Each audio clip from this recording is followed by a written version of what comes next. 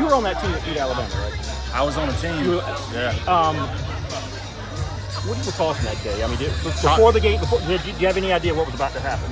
Oh, I mean, no. Everyone kind of felt the hype around the game. I don't know if the expectation was to actually go out there and take down a giant, but that was the top 5 quarterback performances I've ever seen live. Steven was on it. Everyone stepped up around him. Alshon played a heck of a game.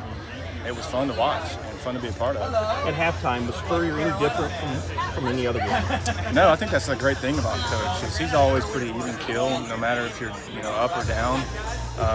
We did our thing at halftime and did some adjustments on both sides of the ball, and we finished strong. And it's going to take a whole lot of that this time around too.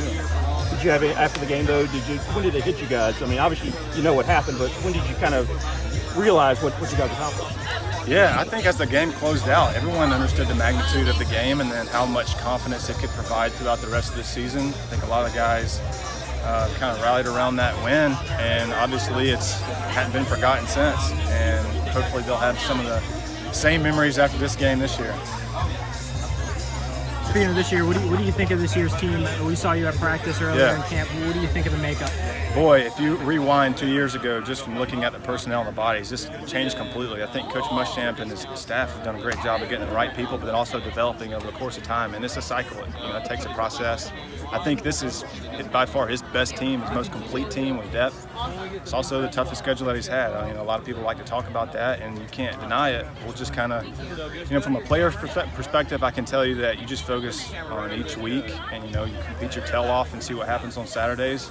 And of course, coming Saturday, you'd like to start strong with your first game. You always get a pretty decent gauge of where you stand, but it's critical with a schedule like this to come out on top on this first one.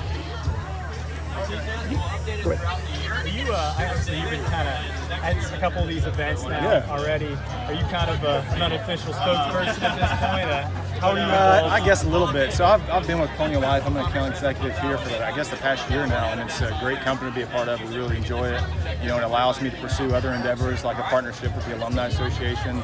I'll hold youth football camps as a way to give back to the community. And so we've got some things going, but it's really a privilege to work with this team here. But it's fun doing some events like this and being engaged with everybody. Remember when you guys had won 5 in a row? Yeah. Are you surprised at what has transpired up there?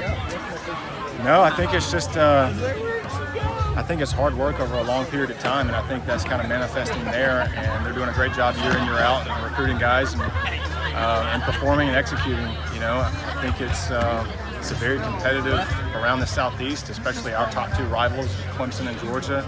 And if you rewind to 2009 to 2013-ish, we pulled the best players out of the state of South Carolina, a lot out of Georgia. And a lot of those guys now are staying home in Georgia, and you're seeing a lot, going to that team in the upstate. But it's a testament because Coach Muschamp obviously inherited a bit of a mess, and I think his one point of emphasis was to flip the program from a recruiting standpoint, just to kind of rejuvenate it. And I think everyone's just been on a mission since they stepped foot on campus, and now I think we're all starting to see the dividends of it. How hard is this to kind of flip that program and get recruiting? Because it's not just a one-class thing; it takes probably 2 or 3. Absolutely, and it's also not easy to replace a Coach Springer who made this place relevant. And after you have that run, you set the bar so high, and for it to drop off like that, there's obviously a lot that goes in with it behind the scenes. But it's tough, and you got to have a guy that's really intense and passionate, knows how to recruit, has been a head coach before.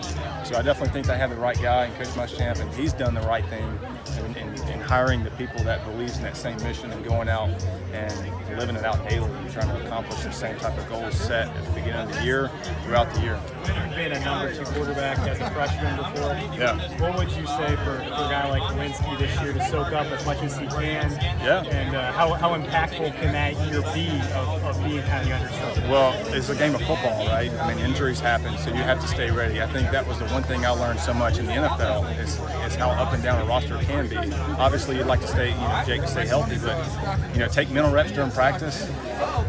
Make sure you stay in it, stay competitive during the game. Make sure you're right beside the play caller, you're mentally sharp, and then when your number's called on, that you're ready to go.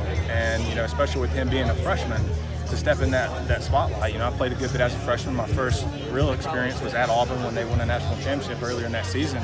And it'll be a good test for him, but it'll also be a great experience for him to build on, after he plays and have some experience under his belt this year. But he's a sharp kid, really big fan of Ryan. Jake is one of the few experienced quarterbacks in the SEC. What did that do for you, your junior and senior year, and how much can him being a senior help this team? Well, I think Jake specifically is going to be, a big difference in a second year with his play caller. You got a second year in BMAC, and once you learn that system after your first year, especially a 4-year starter, things start to slow down for you a little bit. You understand the offense a little bit better. You become a bit of a coach on the field. So, he's played on very high levels at this point, and he's experienced both highs and lows, and I think a lot is expected from Jake Bentley this year, but I guarantee you that he's probably his own biggest critic, and he has the stage, the platform this season to go play well. And I think he's got a great skill set, and it's time to be consistent through the year. I hope he stays healthy, but he has all the intangibles and the tools around him to go play well.